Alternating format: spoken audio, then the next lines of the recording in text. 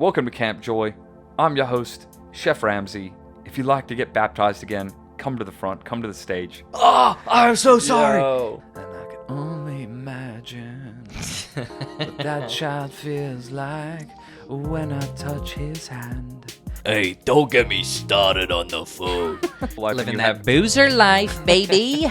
She was fine. In this episode, some of our discourse concerns orthodox theology and praxis.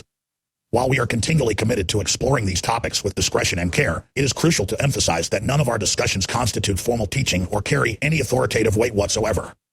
If you have questions or concerns about any aspect of the Orthodox faith, please talk to your priest. Our podcast serves as a platform for open dialogue and exploration, but personal spiritual discernment and, most of all, guidance from a spiritual father are paramount.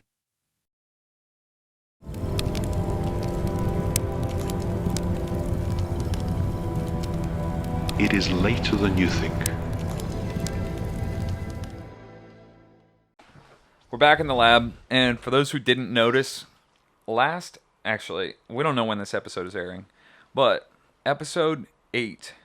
I think it was 7. 7. What were we talking about? It was I don't remember. One of the episodes, and our viewers at home can find it. It might have been the Learn About Us episode. Yeah.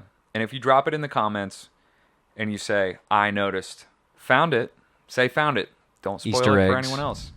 There's an Easter egg in one of our previous episodes that, with the sound production, not only was the stereo not duplicated so that you'd hear both voices out of both sets of speakers or headphones, but it was reversed so that my audio was coming out of Coll's side and Coll's audio It was a bit.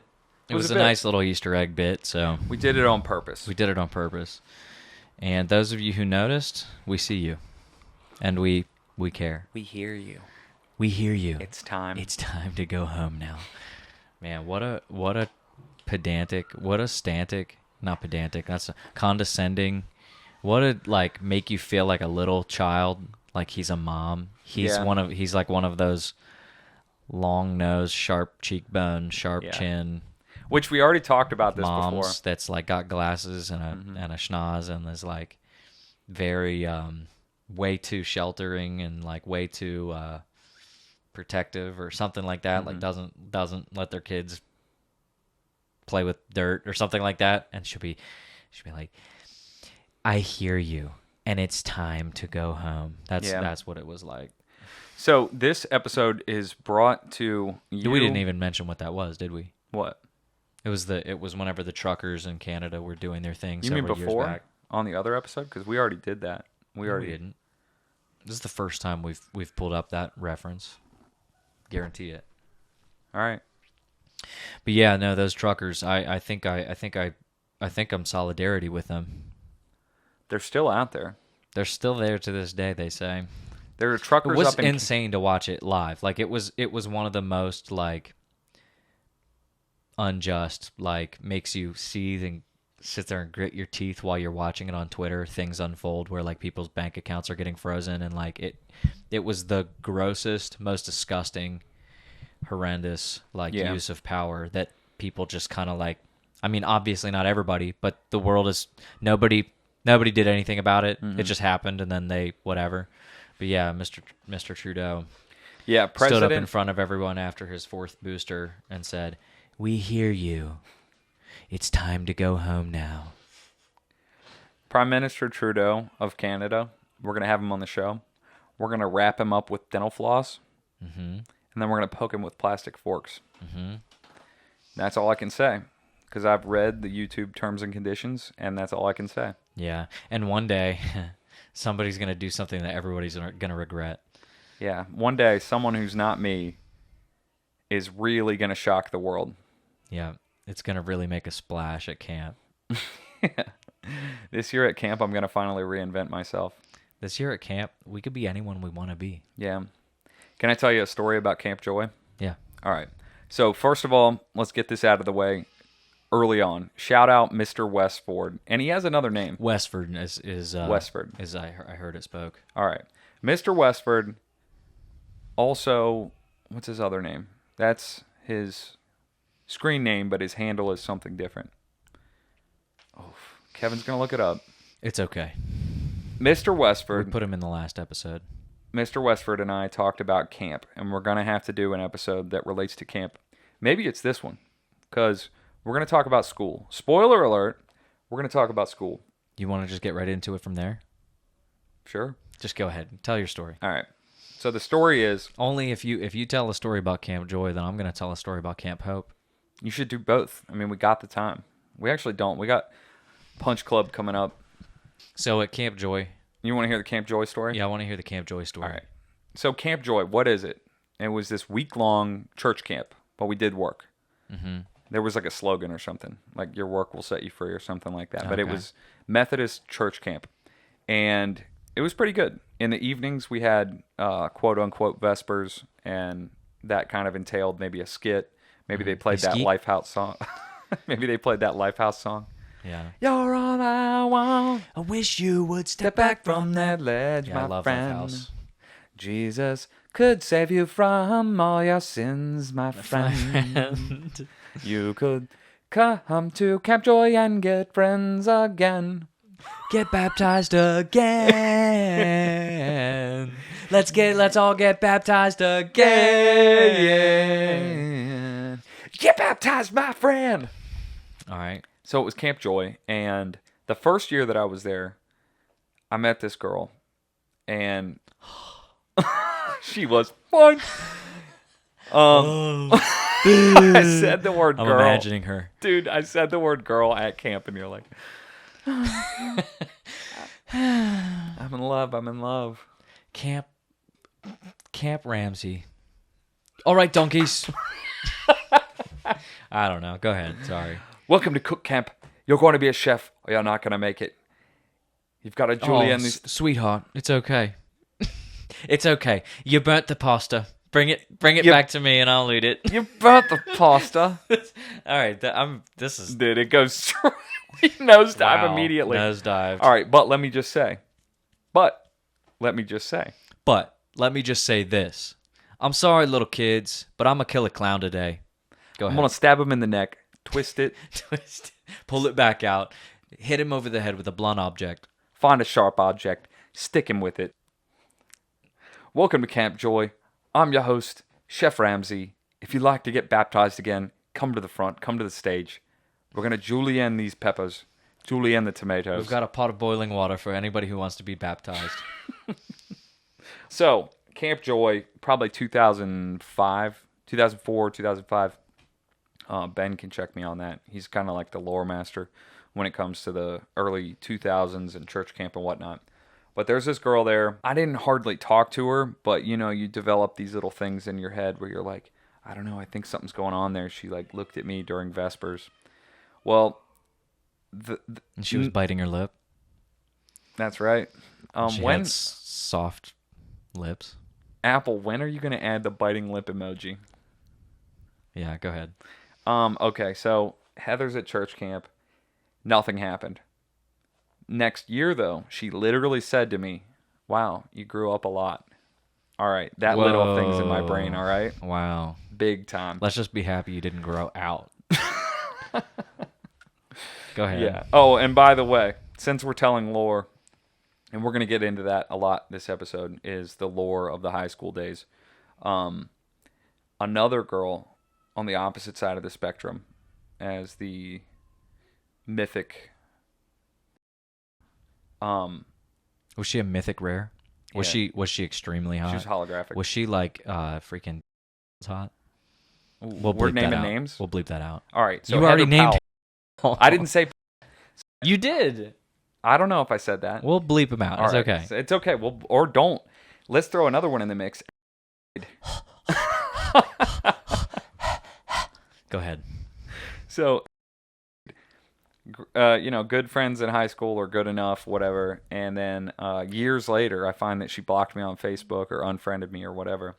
And then I had to ask Ben, friend of the show, I had to ask him, like, what's going on with her? And he said, oh, she told my sister that she was worried about you and that you had really lost your way. Wow. And that's because she probably saw me posting right wing on Maine. Wow. It said That's I'd lost great. my way, but she unfriended me. That's so amazing. So yeah, you maybe post like the gif of Trump doing those funny faces, or like say that he's funny or interesting at all. Wow, he really lost his way. Or say that you're like not into the rape gangs in Europe or whatever. He really lost his way. I think he's becoming an Going extremist. down a bad path. Yeah. So that was Camp Joy. How condescending, man. That makes me mad too when people. Yeah, whatever. Go ahead. Yeah, pisses you right off.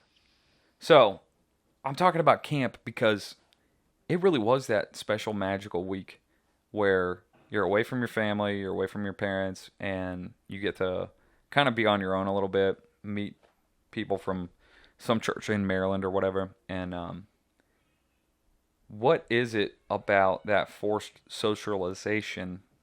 I got the mush mouth, man. He's got mush mouth, ladies and gentlemen. Just don't. Just plug your ears. I have mush Plug mouth. your left ear up on this one. We haven't recorded in like 10 days, so I got mush mouth. I got anxiety. Red lemon, yellow lemon, leather, leather, yellow, leather, melon, yellow, Unique, leather. Unork.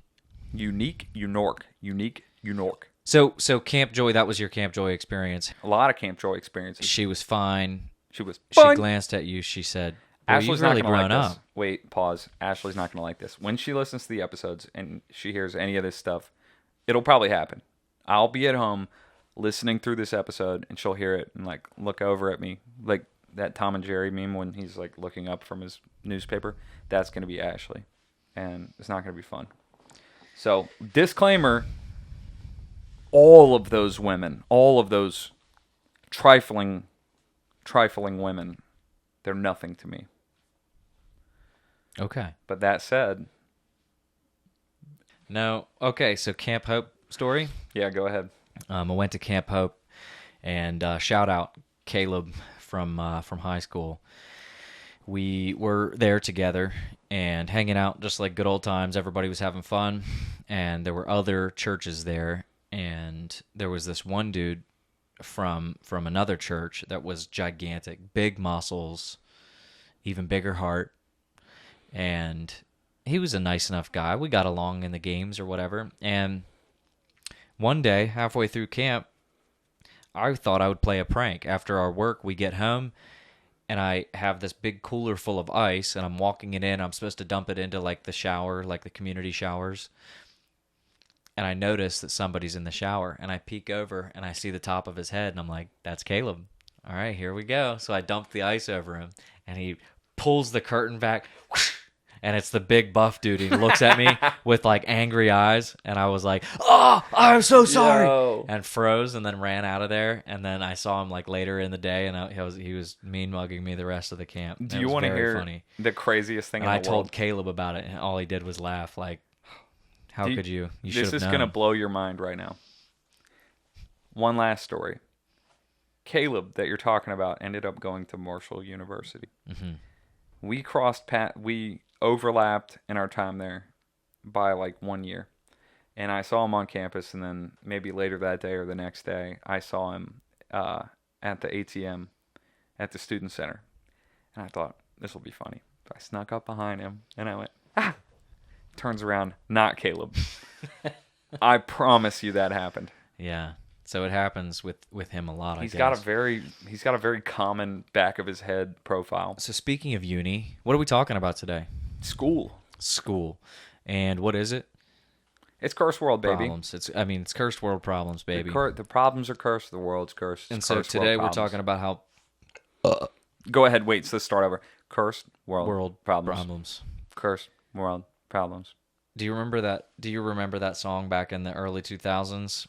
Of it was that, I guess, I don't know, a gay guy or something like that, and he was like, shoes. It was a guy pretending to be a homosexual. But he wasn't actually homosexual. Who's to say? Let me borrow that blouse. Yeah, he was a YouTube sensation. pioneer. Yeah. Anyway, so school cursed. We have a couple of different takes here. I think we're going to ultimately land on the side of school is cursed. Is school cursed? In America, the education system, the way that school is structured, the way that it is, I'd say it's cursed. But do we want to peel that back and unpack a little bit? 100%. So if maybe we start out by giving it not the benefit of the doubt, but a charitable view on despite how cursed it is, we had good times. A lot of fun. A lot of fun. But is fun really what it's all about? Because this is what I think no matter what experience you have, barring, or to the exclusion of neglect and abuse and things like that, if you just have a normal childhood, whether you're homeschooled or in school or in private school or traveling the world, kids have fun. That's what this podcast should be called. Kids have fun. Mm-hmm. It's almost like John Has Fun. That was a great name. John Has Fun. Like for a show? For show. Yeah, John Brooks had a show idea called John Has Fun. That's pretty good. So kids have fun no matter what, whether you're in school or out.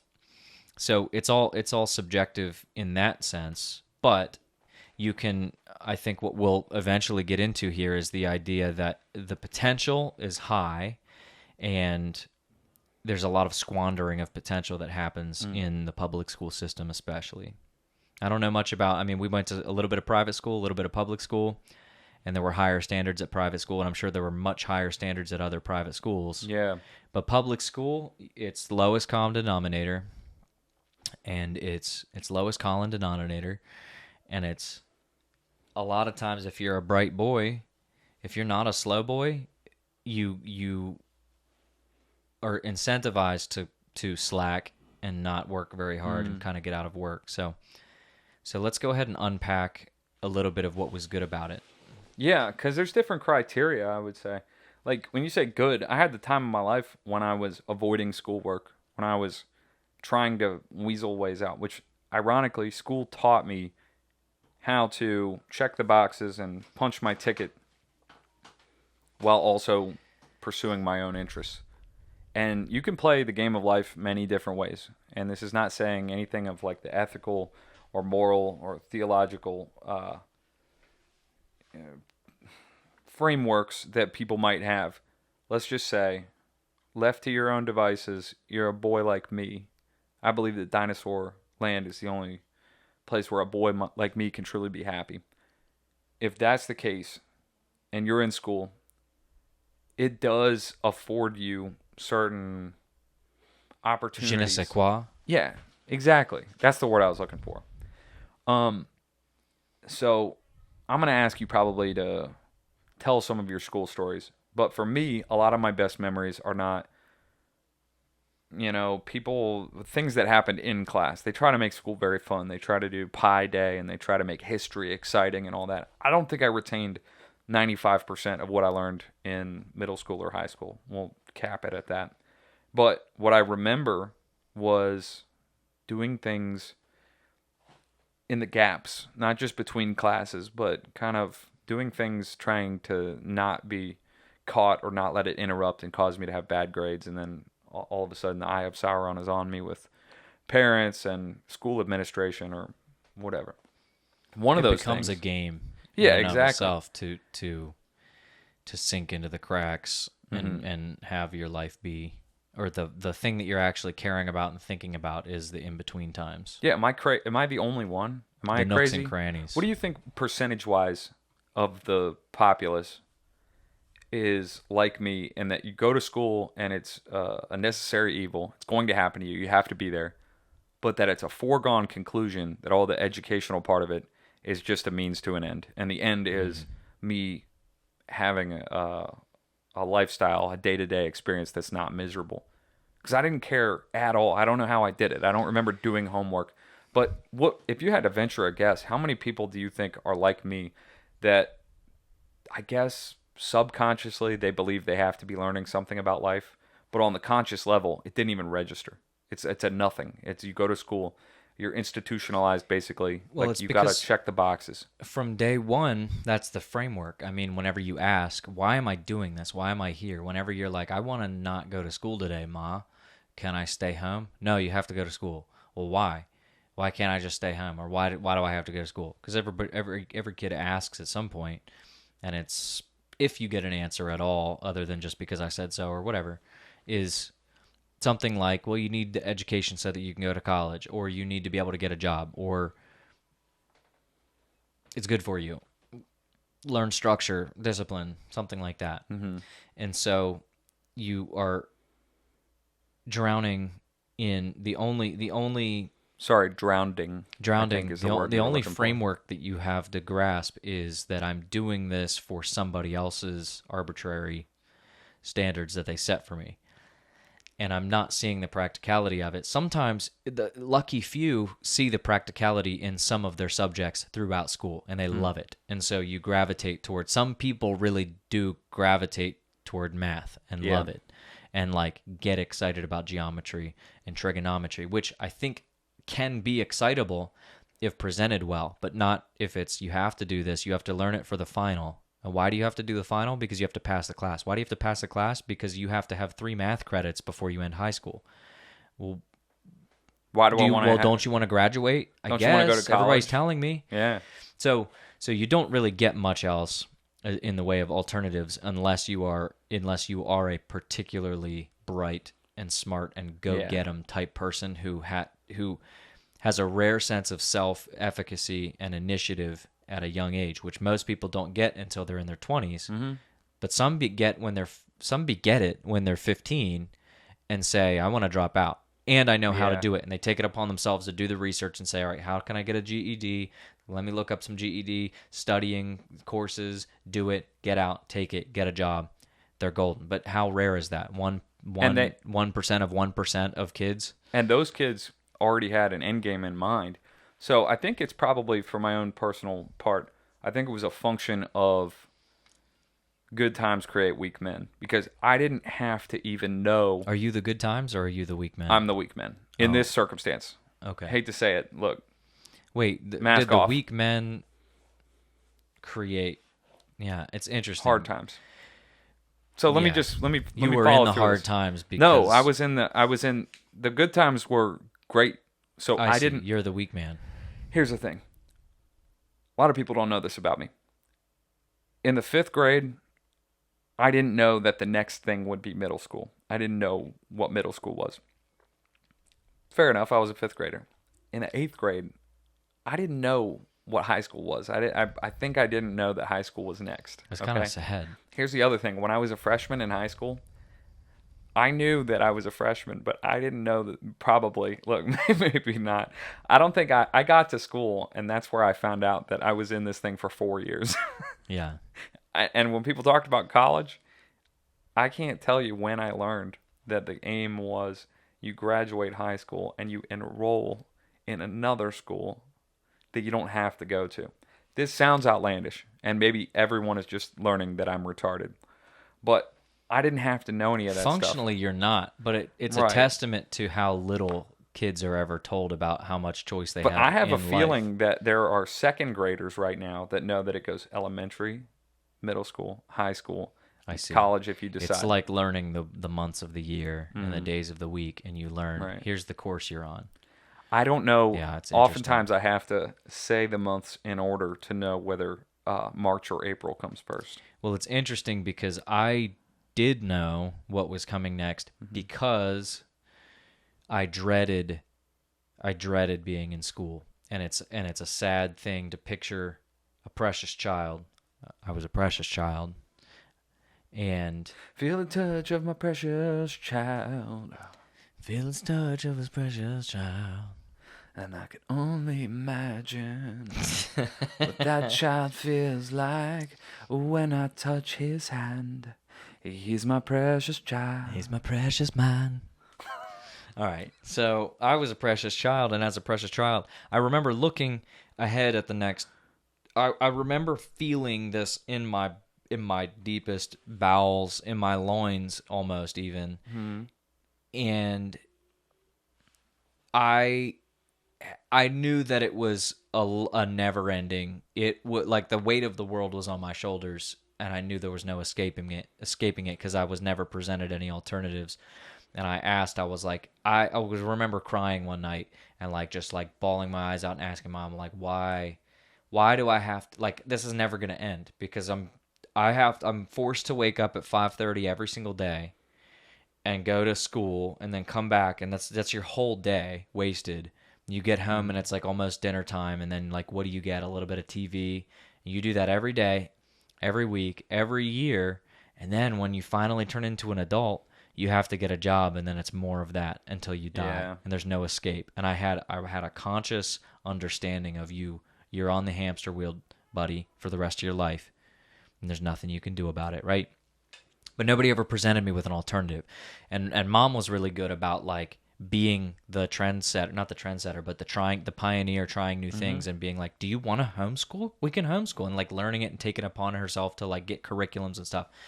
And I am appreciative of that now. And in the moment, I just, like, we did it. It was a trial and error thing, and we did it maybe not in the best way, and I did not have as much social activity as maybe I could have or should have. When did you do homeschool? 7th grade, out of the blue. Just gave it a try? Decided, just gave it a try. 7th grade and 12th grade, but really 12th grade, I just dropped out and got my GED. That's awesome.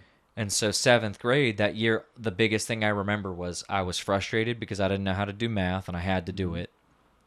And I was upset because I didn't get to see people as much. That was it. And so I definitely learned things, and it was interesting, but I was the guinea pig, unfortunately, and so maybe things could have been better if I had kept going or whatever. Yeah, taking it on my own and like really understood the mission. Yeah, but look at you now. You're unemployed. Look at me dream now. Come true. Exactly. I make money. I sit around. Wait. I sit around and make an unemployment check. Right. So Yeah. I make almost 40 grand Yeah. between But child yeah, support. It's the same. You were just guided along and didn't need much more than a gentle nudge in the right direction. You're just, okay, I'll show up. Yeah. And I was like, man, I don't want to do this. This sucks. I don't want to do this. But you find friends and you have fun, and like you said, you live in the cracks. You live in That's the crevasse. Me and Ben, man, I learned quick. It's fun to do bad things with your friends. I just want to do hood rat with my friends. Yeah. You know, I listened to Blink 182. Yeah. I steal my grandma's car when I was in the 4th grade. And I grabbed the gear shift, the shifter, and I yanked it. It's a video of a little chubby black boy. Yeah, I know. You know.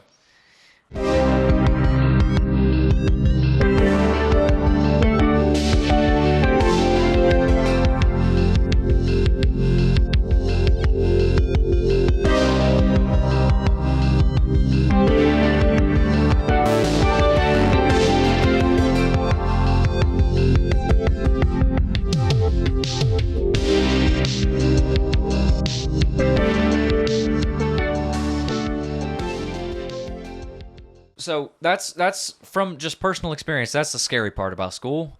Now, the good parts. I mean, you were doing hood rat stuff, and I was doing draw battles. We were just being creative and telling jokes constantly and trying to. We took advantage of our artistic abilities, and we made little pictures and would just doodle all day, every single day. And we had talked over and over, like, you know what? We were born. I mean, we could have made something of ourselves, but we always thought we were born at the wrong time, and really we were born at the right time to like put stuff on the internet. But we were like, we should have been cartoonists, right? Yeah. You need your parents to try, and your teachers to try to guide you away from ideas like, I'm going to draw cartoons. I'm going to be a Singer. comic. I'm going to be a singer. Astronaut, Yeah. president. Right. So, a lot of fun. That's the lot of good fun. part, because Lot of you're fun. gonna have kids have fun. You're gonna have fun no matter what. Now, the actual curses. Well, wait. There's more fun to be There's had. more fun? I just got to get this out All of my right. system. Well, let's finish the fun segment. I then. got to get this out of my system. A lot of people were not aware of this, but I feel like I'm pulling it out of the vault, pulling it out of the Disney vault to unveil my methods to the world, so that maybe if we do have a younger audience, they can, I don't know, see if they can take this and make it their own, stand on the shoulders of giants. What would happen is my friend and I, that I mentioned earlier in the show, we had this amazing idea. First, we had the recognition that it's all fake. That there wasn't this perfect, airtight surveillance or accountability system for where kids are. And then once we figured that out, and I think what I mean by that will become evident over the course of this story, when we kind of figured that out, we realized you can show up with an air of confidence and a look of legitimacy just by carrying a clipboard. So what would happen is there would be about 5 minutes between bells, between classes.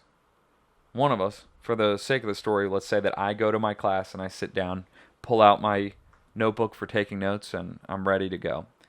Before the bell rings, my friend would come in with the note or with the clipboard and pop in the room and address the teacher and say, "I'm sorry, do you mind if I borrow a student for yearbook?" And they'd go, "Sure." So he would look around like he's picking someone at random and say, "I guess we'll go with you. Are you a junior?" And I'd say, "Yep." And he goes, "Okay, you'll work. You can come with me." And then I need a female, just for quotes.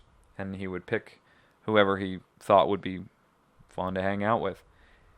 So the girl is totally unaware. The teacher's totally unaware. And then there's me. I know the ruse. So we both leave. Go to some place, in the hallway. Or, maybe maybe the girl didn't come with him. All right, wrap it up. He would just take me out. I'd go dip around the corner. He'd sit in his classroom. I'm accounted for in my classroom. I'd take the same clipboard and go into his classroom after the bell and say, "I need one guy and 2 girls. It's for yearbook." And then the teacher would go, "Okay." So I'd pick Ben and 2 girls. And we'd go out and we'd go to the library. So now there are 2 girls that are totally unaware, 2 teachers that think that our business is official and we're accounted for, and then the 4 of us in the library. And then Ben would do a little interview. No, he would do interview questions for yearbook, and that could take 20 minutes. But that respite from the actual and the giddiness and the excitement of being, running this rogue operation. Yeah, Rogo. And then the girls would go, "I don't know why he asked me those weird questions, but I guess it'll end up in the yearbook." And then we all go our ways, and we do it again, in a few weeks. Yeah, In a that's different not class. bad at all. I never did anything really serious like that, or like really like Ned's Declassified-y like that. I would just did like I just did my work. I just learned my rules and went to sleep. It sounded like lyrics to a song, man. I learned my rules and went to sleep. We should put that into a song. We should send tell that John over Brooks. to John. Yeah, send we're that to gonna John. Have that cross John's desk. Yeah, I'll text him.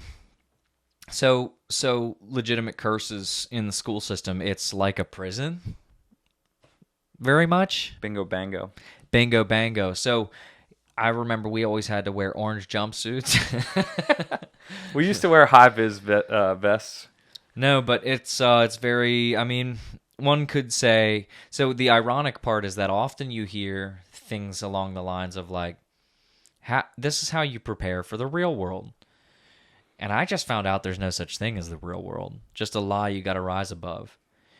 And so, as a high schooler coming to that conclusion, it really allowed me to branch out and then, like I said, drop out and get my GED. Mm-hmm. But no. It's institutional. It's institutionalization. Well, people talk about it getting more and more like prison. I mean, you've got your lunch period, you got the food. Same. Don't even get me started on the food. Hey, don't get me started on the food. My wife even. See, that thing's happening again. Yeah. The food, though, all right. The food's kind of like prison food. We'll just leave it at that. But we remember, I mean, I don't know about you, but I was in school.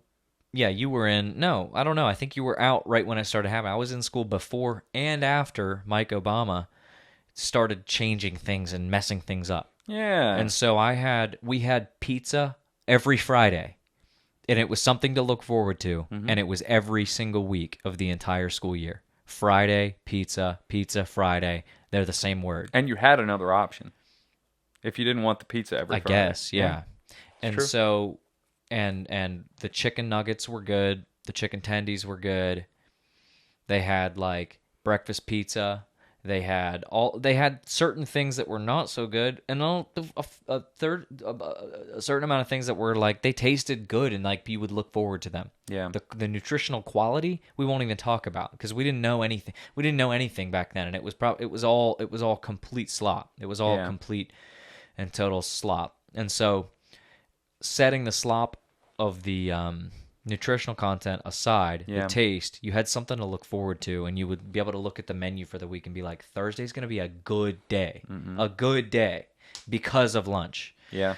And afterward, it genuinely was. We had pizza maybe once a year, and the things that used to be okay were changed. Like the recipe was changed, just like the frozen chicken tenders got changed out for something else, and then you get like instead of breakfast pizzas in the morning, it would be these little pockets that were dry, like breakfast pockets, like hot pockets that were this big and dry on the inside, and like. But that was every meal, and then you had nothing to look forward to because they took away the one thing that you're like okay with. And anyway, What's a goy supposed to do? Because at least before, it tasted good. at least before it tasted good and it was a little mood boost, you had something to look forward to. And so also think about the kids. I was a school lunch eater. I never packed my lunch. There were the packed lunch kids and there were the school lunch kids. And I was a school lunch kid, but can you imagine, like, your gut determines your life, like your mood and your ability to focus in class, and no wonder that 2 o'clock, that 2 p.m. slump, where you're in class and your head's hitting your desk. No wonder when you're feeding the kids such absolute trash garbage, and it's just a sad thing because then those kids are like just trapped. Yeah. You're just trapped. Plus, And you can't they don't even know. They don't you can't even know. boost your energy by exercising because you have to sit and you have to not move and you have to not talk. So I know that this is kind of beckoning us to Food is Cursed Part 2, which we will do, but it definitely ties Just in. a little accent. It's just a little cherry on top of this whole thing, making it make sense as the formula of the witch's brew that it is. It wasn't an accidental curse. It was a very systematic curse, it seems. And so you've got loads of horny teenagers trapped in a building together, eating Zog slop every day and every night. Yeah. Every day and every night. Every day and night. And then if they were lucky enough to like do sports and stuff like that, it was good. The sports were good. Yeah. That's actually probably one of the most not that you can't get it outside of a public school system, but that was one of the most rewarding parts about school. Was some But it's sort of sport. outside. It's outside the extracurricular. confines. Yeah. Exactly. So the coach isn't. They get to operate sort of separate from that ethos that the whole school is under that curse, under that blanket. What do you think the percentage of kids is that learns more truly valuable life lessons from the extracurriculars, infinitely more than they learn from the curriculars? Like 97%. Yeah. Yeah. Doesn't that say something? Yeah, and I missed out. I played golf with Kevin in high school, and then I think as a freshman, I didn't play a high school sport. I played like junior league baseball because I wasn't good enough for the team. So another full disclaimer. I'm showing all my cards this episode. I sucked. Now I think my brain fully formed. Now I could probably do okay with certain sports. I'm athletic enough. I'm a nice enough guy. Mathletic. Yeah, I'm athletic. You're a mathlete. No, I'm not even that. But yeah, just doing. If it weren't for a lot of shout outs in this episode, if it weren't for Ben, I wouldn't have had that tether to the world of independence and someone showing me, not just telling me, but showing me, you are your own individual. I was used to being a cog in the machine and a number and somebody who gets shuttled to and from this part-time prison and then back home, and then it's like, don't get in trouble. The criteria for success was built on a negative. Don't do anything you're not supposed to do. I'm hungry. What is that? You're not gonna get in trouble. I'm hungry. I don't know. Go ahead. Ready? 5, 4, 3, 2. You know you're gonna get. Come on, man. You know I don't have it. Oh, it's School of Rock. Watch School of Rock. That's your homework. Now, if School of Rock was all of our schools, I think we all would have ended up better. Yeah, because they were really dedicated. So think about what you were just saying. Well, let me finish what I was saying. You didn't know that you had a choice, and to see somebody that was like making decisions on their own. Is that what you were saying? Yeah, kind of. But it gave me a reason to say, oh, there's something. They don't tell you that there's this great philosophical and personal existential problem, which is, what is all this for? What do we do? Because if the second that you can think straight and like retain memories, You're in preschool or kindergarten, and they're like, nope, now you go here, and you're due here at this time, and you do what they tell you, and whatever. Year in and year out, you never get to stop and go, wait a minute, I'm conscious. I'm a conscious, rational animal here, and eventually I'll die, but I haven't been able to figure out what it's all for. You're kind of told implicitly you're here so that you can succeed. But they don't tell you that the criteria for success is up for debate, that it is somewhat subjective. Now, where we're at, we have that. We can talk confidently here about the meaning of life and about good goals to have, or as JBP would say, good games to play, games worth playing. We can talk about that. But let's just enter into the mind of a first grader, fifth grader, 12th grader, college student. Nowhere along the way did anyone say, all right, just calm your mind and let me admit to you, we're all adults, but we're also responsible for determining what we believe about life and what we think is worthy of our time and our energy and our life force. Now, put me as the unsituationally aware youth just kind of wandering through. I'm having a fine time. I'm cracking jokes. I'm talking to people. I'm socializing, trying to get out of doing work, getting detention, whatever. And then finally enter someone who had a totally different, they came at this from a different lifestyle. I'm not saying that we were raised great. Actually, the only reason why my friend was able to come at it with his perspective is probably because of things that he didn't have, that we had, or a difference that isn't necessarily positive. Well, structure made sense to us because we had good framing at home. I was just trying to escape structure. So for him, he had to build it for himself. I remember seeing Ben in his locker, grabbing books to go home and do homework and trying to determine what books he had to bring home. And that was just so foreign to me because I'm like, I go home and kind of like don't do homework, but then I come back in and find some way to smooth it over or just eke out a B- if possible, or a C. I don't know. I got some C's in my day. But you know what he was good for? He said, hey, I burned you this CD, music you've never heard before. And I listened to it and I'm like, yo, why does this actually make me feel something, or feel like the world is a magical place, or that it's okay to have a little bit of angst, or like, I don't know, consider yourself not just an NPC, or like you're playing the demo version of the video game. Yeah. Gives But you an ounce of that, of like, right, I was integrated. self. I had a friend. I was part of the story, Yeah. Did I ever tell you, not to keep the mic for too long, but did I ever tell you how I found out that I was a popular, or that people thought that I was popular? How'd you find that out? So I was a senior and I ran for student body, like vice president. I was going to run for president, but I didn't want to run against Sam, because I was like, she deserves it. She's and I don't want that much responsibility. So I was running against Denny. But then at the last second, it turns out they were switched spots. So she was running for vice and Denny was running for president. I was like, I don't want this, but I couldn't change it in time. So I'm like, why am I running against her? Whatever. So I do this little speech. She does a little speech. Everyone's like, oh, nice. I go up and do a speech, but it's totally unplanned for. I don't have any campaign promises or whatever. Or if you vote for me, all your wildest dreams will come true. I don't even have that. I'll just make some jokes. Stand up. Don't take it seriously. Your skit had better be good, Pedro. Hey, Skeet. Yeah. So I finished my little thing just clowning. It's like a ruckus standing ovation. And then I'm walking back to my seat like dumbfounded. And people are like, you the man. People I've never met. And I was like, what? It turns out everyone thought that I was like popular because they saw me in these chance encounters or having class with the That's actual so funny. kids that wore Hollister and like hung out after school or went to parties. Mm-hmm. Not me. I was the only one that knew my secret, is that I only had like 1.5 friends.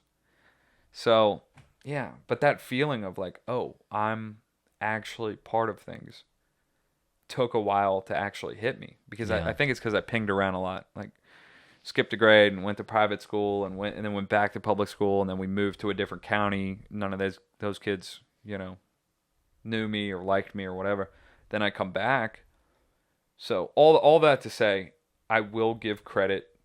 I think it's unintentional, But as an unintended positive consequence, this fluke freak accident, socialization really does take place in the public school Yeah, well, setting. it's interesting that I was just sitting here thinking while I wasn't listening to what you were saying. I was thinking about Given. how there are cliques and different groups of people, and you've got jocks, and you've got popular girls, and you've got rednecks. Wait, say popular girls and you've again? got skaters, popular girls. And you've got skaters. Those were the main groups, and then you've got dragon slayers. And goths. And I didn't have any goths really. That was gone by the time I was in high They school. didn't even listen to Slayer or like Avenged Sevenfold, not even like quasi-goths. Maybe there were a few, but they didn't really do that. It wasn't Metalheads. probably, but they were like there was druggies, and then all the other ones I listed, and maybe a few more. And I was none of that. I was very average. I didn't fit into any of those, and we would just me and John and any other buddy that was with us were the guys Any other outside buddy? of all the other fish bowls, looking into all of the other ones and being like, those are those guys and those are those guys, and we were like in between the worlds, right? Yeah. We were in it was like C.S. Lewis, Magician's Nephew, whenever they go up into the wood between the worlds, Yeah. the world between the worlds, and each pool there was a pond, like there was a bunch of ponds in this wood, and each one was a different like universe, a different world. It was like we were in between, and we could look into each one and peer into them. Anyway, it is interesting because you get a sense of how to deal with people, and you get a little bit of like racism light, but instead of races, it's like types of people, and Which I do classes and not stuff like. that. And so we would the group that we made fun of the most was the rednecks, because they were like dirt people. They liked it, and they had dirty trucks, and the more dirty the better.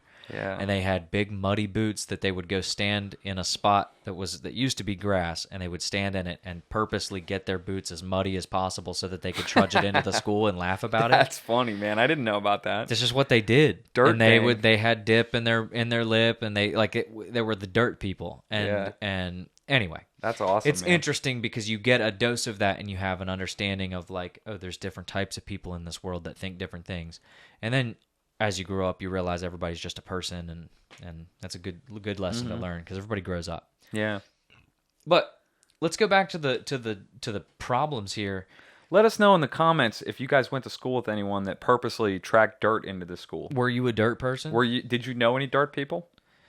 I turned more and more into a dirt person as I grew up. Yeah, I'd grab a little respect bit of them dirt. a lot I'd more dip than some I dirt. used to. Yeah. I'd throw in a dirt dip. So the point that I think one glaring thing that is present in all of this talk is that there's so much wasted time. Like your youth, you only have so much time in your life, and you only get one life.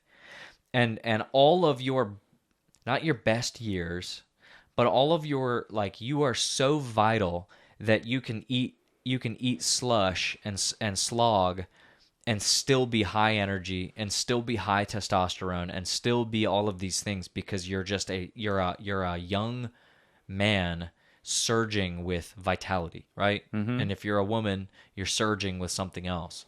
And so all of those years are stolen from you, robbed from you, and made so that you can't make your own decisions and make yourself into a person. So the number one thing that just keeps sticking out to me is wasted time. Yeah. And it's not about, oh, it's so horrible, we had such a bad.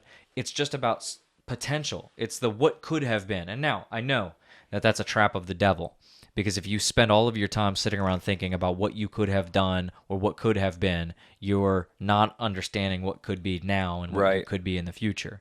And so it's a trap, but it's true nonetheless. If you understand how much potential was squandered on purpose by design of this whole thing to strip you of your ability to think rationally and understand that I can make a decision to make something happen, and rather it's designed to make you instilled with the framework of I listen to the experts, the people who are telling me what to do know better than me, and I can't make my own decisions. I have to follow this guardrail guided track, right? and if we had even a if we had a significantly larger percentage, it doesn't even have to be flip-flopped, but a significantly larger percentage of people who were free thinkers and had the type of homeschooling experience, like a well Oiled machine. no, a well-guided homeschool experience where you are given nothing but you choose, and I will help you and I'll guide you and support you and all of this. Yeah. Though that generation grows up to be so much more efficacious and so much more able to start businesses and be entrepreneurs and make a difference in the world, get into politics and all of these things, right? That already presupposes also, and I'm not against it, like you should go make good money for yourself so that you can have the power to affect the changes in the world. It's not everything, but it's important. You should do well so that you can achieve financial independence, so that you can do more, like make as much as you can so you can give as much as you can, that whole concept. But also, if that's not your bag, homeschooling and being deinstitutionalized and having it be more of an organic and intuitive and real engagement with the world, even if you're not into the make a bunch of money thing, you can still pursue what you want. Go be a philosopher, be an artist, whatever. And learn how to stay out of debt and manage your money wisely, because no matter what, you can't escape money. I mean, like you can drop everything if you're a bachelor. Money episode incoming. Or if you're a wild one, you can drop everything and sell everything and move to Costa Rica and become a part of the Bitcoin village or whatever. You can buy a nice piñata by the sea. But even the currency is still there. It's just outside of the framework that we're in. So you can't escape money. It is still prudent to become shrewd with your financial decisions. Shrewd. Shrewdent. It's shrewdent to become a wise financial person. And that's something that you can do whether you have a lot of money or a little. But if you have a little bit of money, you can still guide your life and like raise a good family living in a yurt on an acre with your own little homestead and be your income, your revenue is maybe a monthly $1,000 or something. And you could be sustaining everything and living well, right? I think I like your point, which is if you're a youngin' and you can be homeschooled, try it, man. Get your socialization; it'll pay off. If you're a parent, if you're a parent, give it a try. Look into homeschooling your children, and if you have been living that public school life, living that boozer life, baby. If you live that public school life and all you have is bitterness and regret, you can spend all your time whining and looking back and being like, poor me. Or I wasn't whining. Or you can finally make them pay. You can finally and be make creative them pay. with it. Have fun with it. Whatever. Like, maybe it's time for the belt. Maybe it's time for your teachers and the principal to finally know what it, now it's time for you to get the belt. Yeah. Not me. You. Just kidding. I'm channeling Sam Hyde there because he once said that if your parents gave you like amphetamines to keep you to focus, and it irreparably messed up your brain, and they're in a nursing home, maybe it's time for them to get the belt. And I don't endorse that at all. And I think that it's irresponsible, that type of rhetoric, Yeah. It's something that a President Donald J. Somebody Trump might just come along and do something. Yeah, you shouldn't say stuff like that. Somebody might just be crazy enough to make a difference in this world. Yeah. So homeschooling, I think that's probably where we'll land here. I'm a big proponent. I don't think everybody has to do it, but if you're a society builder, if you're building something, if you're the type of man who's not going to sit around and consume your life away and rather start building, there's no greater impact that you can have on this earth than to achieve a spirit of peace. Yeah. Next to that, there's no greater impact that you could have than to find a wife, have kids if you can, and raise them to be as based and as free-thinking and as competent as humanly possible, because one family can change their entire county or their entire everything around them and become Another all you have to person. do is listen to a little bit of homeschool, homestead, YouTube, and you hear people, 10-year-olds with small businesses that are making more than some of my peers have Wow. ever made in their whole life in a year. Wow. And so they're selling rabbits and they're selling plants and they're selling gardening tips and they have an online business and they do Etsy and they're raking in $50,000 a year as a 10-year-old or a 12-year-old or a 17-year-old already has a savings of $30,000 because he's just because remember what we said. The premise of the whole thing is that kids have fun. They're going to have fun whether they're wasting their time at public school, Yeah. spinning their tires, doing absolutely nothing and retaining 1% of what they're getting in the entire 12 years, or they're going to be having fun and making money and building things with their brothers and sisters and their homeschool friends, right? And then what do you have to show for it when you turn 18 and you become an adult? What do you have to show for it? A high school diploma on one end. Mm-hmm. Maybe if you had summer jobs, maybe you got $4,000 saved up and you were able to buy your own little chungus car. I've never had $4,000. I've never had $4,000. Or this 18-year-old over here has like a business starting amount of money saved up, and he has practical skills. So if he had $0, he's got assets internally that he can go and become a welder. He can go because he was putting together go-karts with his brothers all throughout high school, and he was doing science experiments that actually made something instead of Bunsen burners. He was doing metallurgy and stuff. So it's the things you'll hear about homeschool they don't stand up. They don't hold up. So don't worry about it, right? Yeah. It's propaganda, and it's from people who don't have their own. It's the same type of people who got vaccinated. It's the same type of people who couldn't step outside of the. Yeah. Who had CNN with the COVID death tracker on every single day and every night and keeping track of it, and could at any given time tell you that you could be like, hey, what's the death toll at right now? Yeah, this morning. Yeah, have it you was heard at about 400. Omicron? Dude, have you heard about Omicron? Wait. Did you know there's a new variant?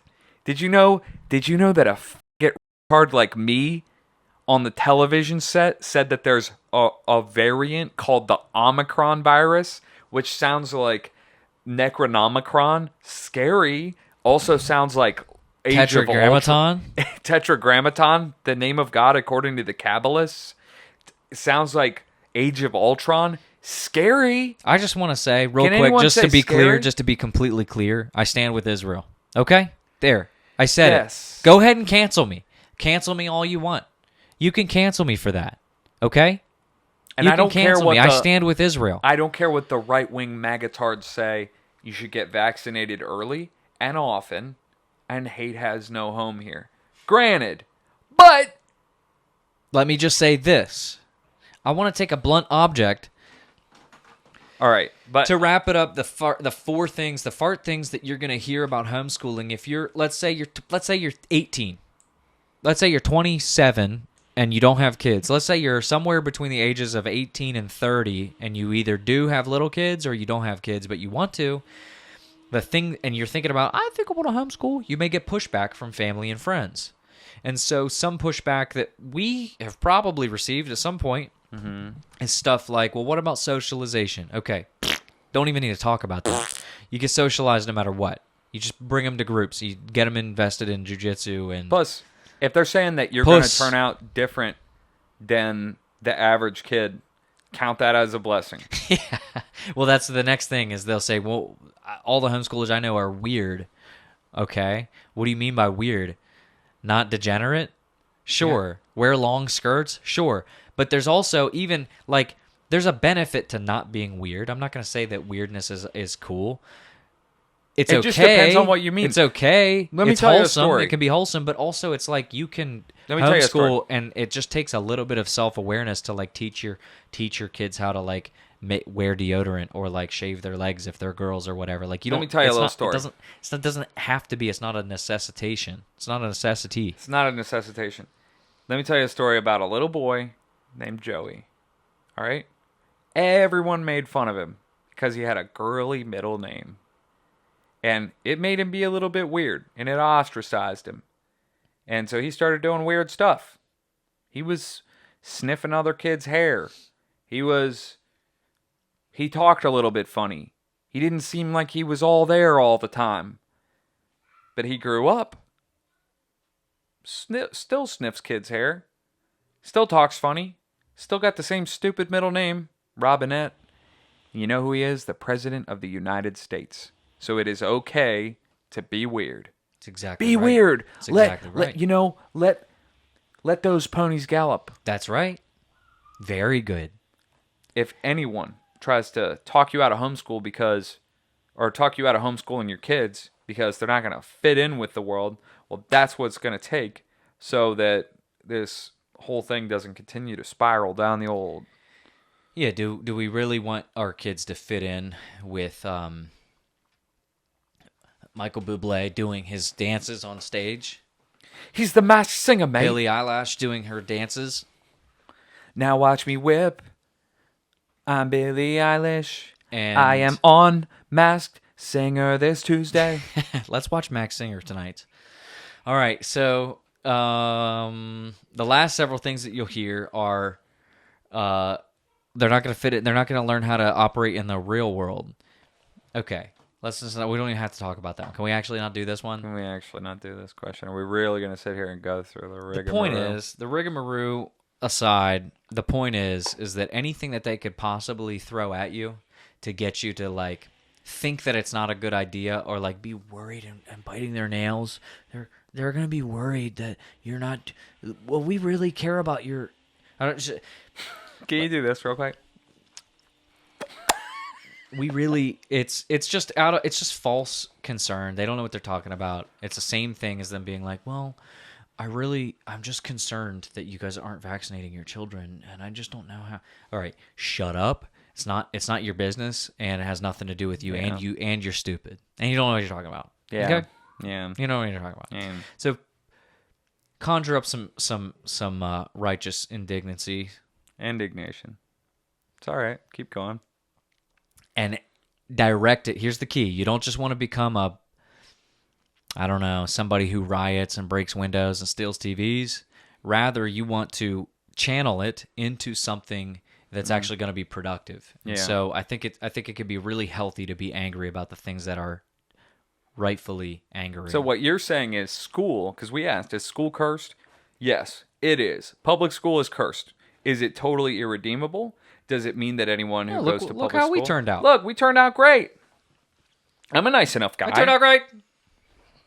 I am a f***it. We didn't do enough silly stuff. It's okay. We're really sorry about it, guys. It's all right. This one wasn't a silly one, but it's okay because we're kind of saving it because a couple of big events coming up. Please track these. Please share with your friends. Like, comment, share, subscribe. Link in the subscription. Cursed World Prom is right around the corner. Get your tickets now. Get your tickets now. They are $25 a piece. And what they include is you will get a sticker in the mail. A ball gown. A ball gown. We can't promise that. If you send us $25 through whatever means for your ticket, we'll give you we'll send you in the mail the Cursed World ticket. Well, they have to send us $25 and a headshot. Mm-hmm. We want to see what they look like. Right. We need to see what you look And we like. got to see a full body shot. We could do full body I'm just shot. gonna I just want to see. She Okay. hasn't sent me a full body shot yet. Cursed World Prom is going to be off the chain. So we waited till the School is Cursed episode to tell you guys about it because it's Cursed World Prom. But we did talk with the legal team. We talked with just other community members. We're changing the rules. Cursed World Prom is no longer 17-year-old max. We discussed it, with our legal team. They said that it probably behooves us to not do that. So it is now. You go ahead and tell them I'm shy. It's now boys and girls, It's boys and girls. 18 and up. 18 and up. Cursed World Prom. And are we ready for the big reveal of the date? Mm-hmm. That's right. Go ahead. You'll have to tune in next episode to find out when the Cursed World Prom will be happening and where. We're going to be calling boys and girls from all across the country and across the world. We've traveled the world and elsewhere, and we're going to finally have a Cursed World Prom. And as we wrap up, we just want to gently remind you That there's Cursed World University launching this fall. Sign up Cursed for World- classes. sign up for Tuition classes. is Justin, what kind of classes are you teaching on curseworlduniversity.com? Cringe 101. Okay. How to be cringe and how to avoid it. That's it. All right. I'm teaching... Deciding on the spot. I'm I'm teaching the deep lore. Cursed World University is fully accredited. We promise. And you can skip the first day because it's just syllabus day. Why? Whenever you're talking, you're looking down there. Because that's where I keep my Are you notes. scripting? No. Just to wrap things up, we want to gently remind you: go ahead and spread this everywhere. Spread it everywhere. Retweet. Super spreader event. You can follow Joss. We're having a on- Cursed World Problems super spreader event. We're having a this super. summer. Oh my goodness, I forgot about super spreaders. It was Yeah. good. Those were the good old days. I wish I could go back to 2020. If you could go back to have your perfect super spreader event, what would it be? Mine would be a Kenny Chesney concert at PNC Park in Pittsburgh. Mine would be like a just a big get together, just a big one, big, maybe like a Kenny Chesney concert or something. I said that. So spread this everywhere. If you want to follow Joss on Twitter, he's at Gohan Sebastian Bach.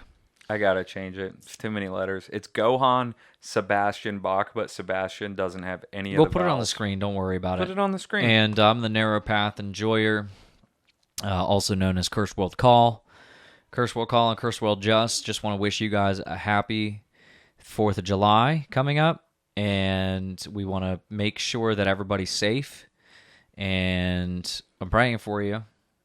And thanks for following us. And like and subscribe. And pass this along to all your friends. We got to hit 200 subs. We're hitting 200 subs. Shout out Mr. Westford. We're doing collabs coming up. We're finally getting the live Oh stream yeah, the live going. streaming is going very well. We're going to do a lot of collabs. We're going to do a lot of live streaming. This thing's going to the moon. Yep, collabs, live streams coming your way. Yep. Thanks for watching.